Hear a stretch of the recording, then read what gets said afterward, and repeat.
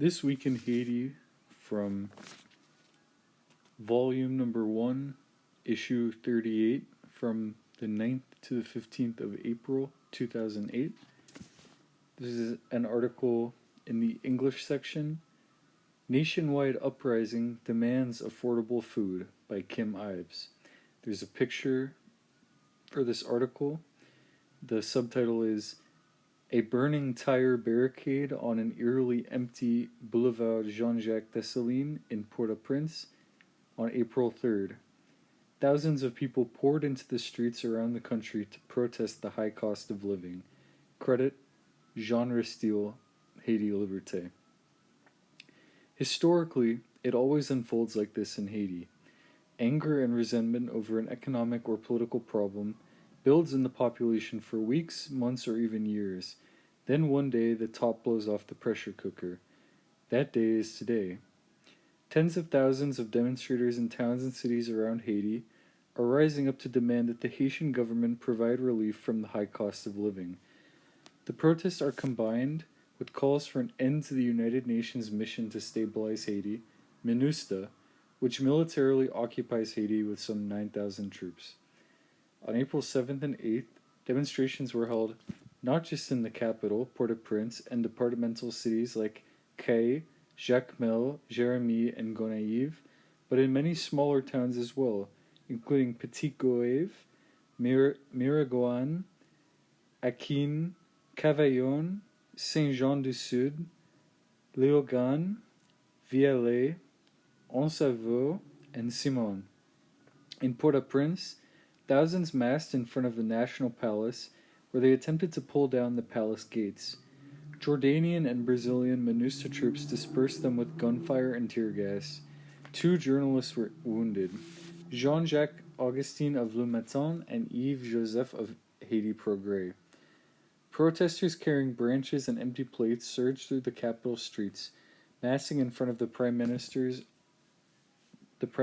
and other government offices.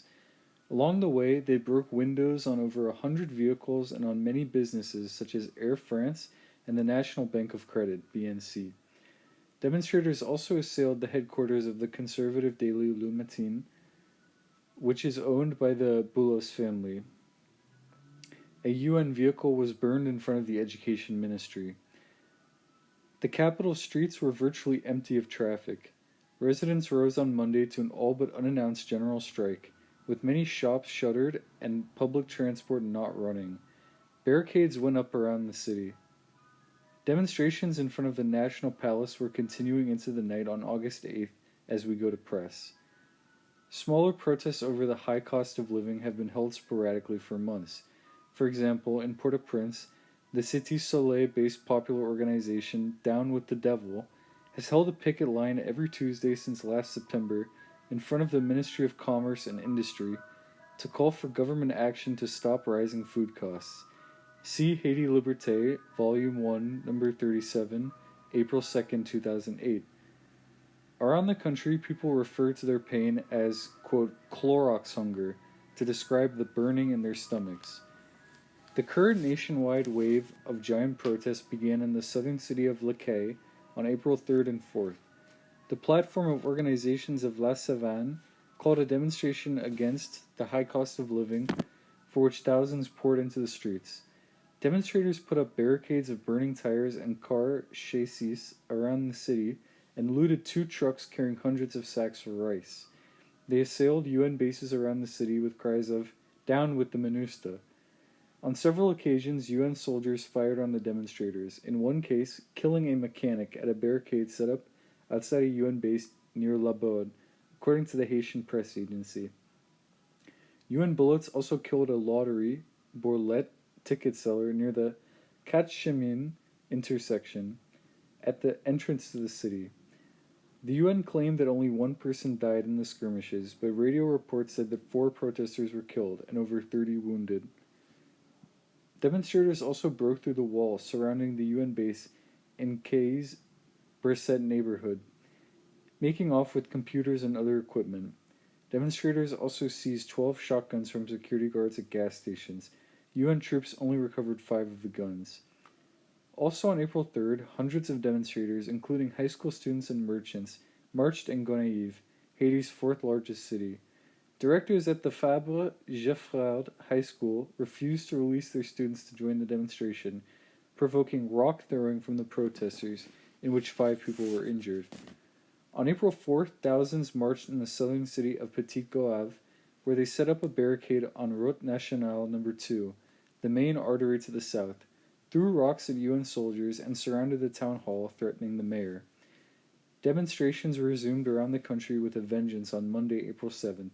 In Le Cay, a bullet killed a worker in a church after UN soldiers fired on a crowd demonstrating outside Le Mangeeur Hotel being built by Senator Jean-Gabriel Fortuné of the Union Party. Fortuné had made several provocative public statements about the demonstrations, saying they were fomented by drug dealers. In Jérémie, on April 3rd, police and UN soldiers dispersed a large demonstration with tear gas. Government response.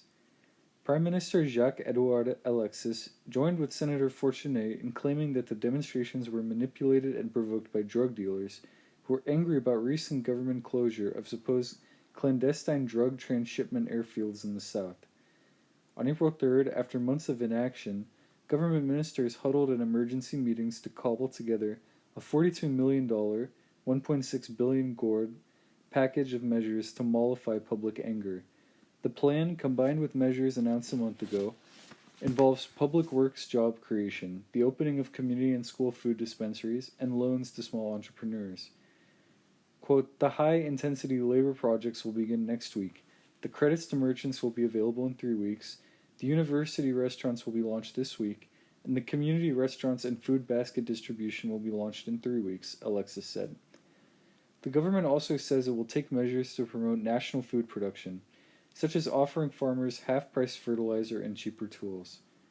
Most of Haiti's food is now imported, in stark contrast to the situation 25 years ago when most of it was produced by Haitian farmers. In particular, rice production in the Artibonite Valley has been decimated by the flood of heavily subsidized U.S. rice. Haiti is the fourth largest market for U.S. rice producers. World trend. Uprisings for food are taking place around the world. In Africa, countries like in Egypt, Burkina Faso, Cameroon, Ivory Coast, Mauritania, and Senegal have seen food riots, as well as Indonesia and Cambodia. World trend. Globally, there has been a 25% increase in food prices, according to analyst Rowan Wolf. Quote, as much as half the population of the planet faces dangerously increasing food pressures, he writes. It is telling that riots regarding food prices are starting to occur, in Egypt and Haiti, for example. These type of events will likely increase. This is the result of what some food analysts are calling a perfect storm brought about by changing weather patterns induced by global warming, the rising cost of oil used for food transport and fertilizer, and the growth of biofuel production. The U.S. biofuel incentives put not just the U.S. food supply, but the global food supply in competition with the fuel supply. Wolf says, farmers and corporate agriculture in the U.S. took much of the corn crop to the refinery rather than to the food processing plants. Corn prices are predicted to rise as much as 50% this year, Wolf says. Meanwhile, in New York, MINUSTA chief Eddie Anabi addressed a session of the UN Security Council meeting on the unfolding crisis in Haiti. In Haiti, we face a time of opportunity which is also a time of risk, Anabi told the council. He spoke of initial signs of improvement in Haiti's socio-economic situation, admitting, however, that progress remained extraordinarily fragile and subject to swift reversal. That reversal is occurring today as the Haitian people tell the UN that its military occupation has brought no improvement in the misery they are enduring. And a second article from this same This Week in Haiti English edition is The Unrecognized Coup by Ben Terral, a review of Damming the Flood, Haiti, Aristide, and the Politics of Containment by Peter Hallward. Paperback is 488 pages, published by Verso, April 7, 2008, in English, and the ISBN number is 1-84467-1062, ISBN 13-978-18446, 71069. Of all the illegal and dishonest misadventures that the Bush administration got away with, the least criticized of all might be the 2004 overthrow of Haiti's democratically elected government. Even human rights groups and left-leaning press that stood up against the Iraq War gave, and still give, Bush a pass on the horror he unleashed on Haiti by kidnapping President Jean-Bertrand Aristide. Peter Hallward's new book, Damning the Flood, Haiti, Aristide, and the Politics of Containment, is a welcome corrective to the false impressions and historical amnesia about Haiti afflicting most of the English-speaking world. Jonathan Kozol called it, quote, a brilliant, politically sophisticated, and morally infuriating work on a shameful piece of very recent history that the U.S. press has either distorted or ignored. The most important and devastating book I've read on American betrayal of democracy in one of the most tormented nations in the world. Hallward, a UK-based philosophy professor, was teaching a course in 2003 which involved daily readings of Le Monde and other French newspapers when he noticed a systematic demonization of President Aristide and his Lavalas movement. He subsequently wrote one of the best long articles about the 2004 coup in New Left Review, issue 27, May to June 2004, shortly after it happened. Ever since, he seems to have been collecting information for a bill of indictment against the US, France, and Canada, the coup's principal backers, ever since. In the process, he has also put together a damning critique of liberals and self-described radicals who either through intellectual laziness or lack of cross-class solidarity accepted Bush-approved PR on Haiti. In his research, Hallward used mostly public sources. He appears to have read everything written about Haiti in the past 10 years, as well as much earlier works. Interviews with principals ranging from Aristide to several key coup players, and both pro and anti-Aristide figures, buttress his scholarship. Hallward puts the country's recent violence in the context of 200 years of great power hostility toward Haitian sovereignty, beginning with the 1804 Revolution, the only successful slave revolt in world history. Hallward excels at showing the means by which Haiti's ultra-rich minority worked hand in glove with right-wingers in Washington and Paris to create a case for regime change that even Iraq War opponents could embrace. After the first US-backed coup against Aristide in 1991, when public opinion in the US was still largely sympathetic to Lavalas, Hallward notes, quote, Jesse Helms spoke for much of the US political establishment when on the 20th of October 1993, he denounced Aristide as psychopath and grave human rights abuser. But neither Helms nor anyone else could pin a single political killing on the 1991 Aristide administration. In the run-up to the second coup, incomparably more insistent versions of the same charge would resurface at every turn.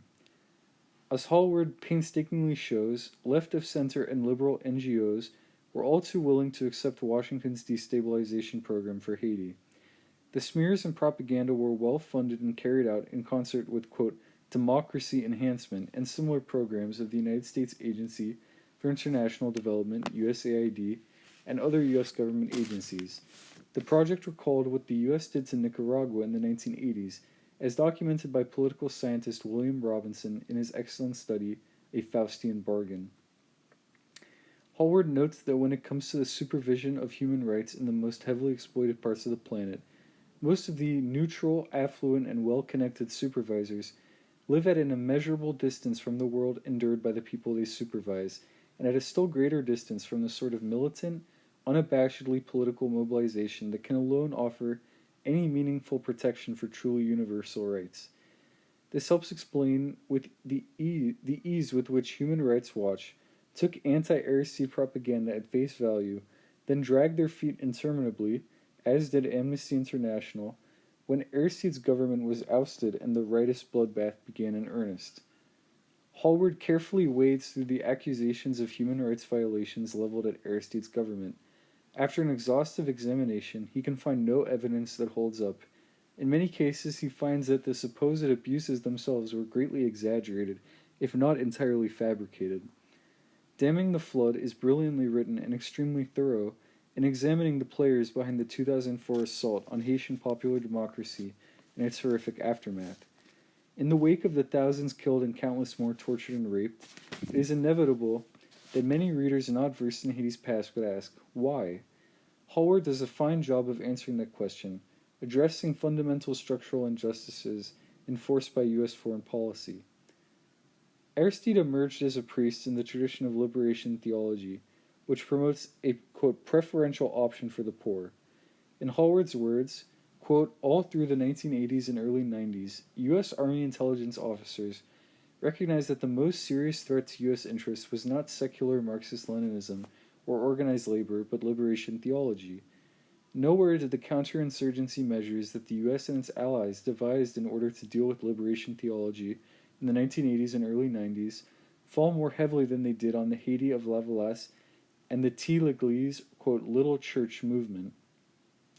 It's no coincidence that the most notorious assassin hired to terrorize Lavalasse from 1990 to 1994, Emmanuel Todo Constant, first began working for the CIA on a course designed to explain and contain the extreme left-wing implications of the theology of liberation, which Constant understood as an attempt to convince the people that in the name of God everything is possible, and that therefore it was right for the people to kill soldiers and the rich.